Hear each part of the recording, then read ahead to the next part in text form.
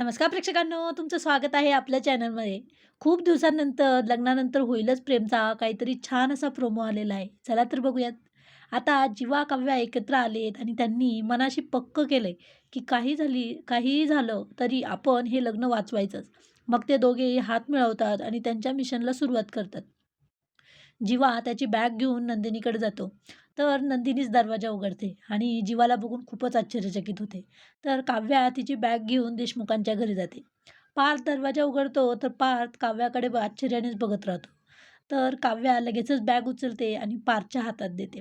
म्हणते, "ही फिसकारलेली मांजर तिच्या बोक्याला परत मिळवणारच." आणि ओढणी उडवत त्याच्याकडून आत निघून जाते.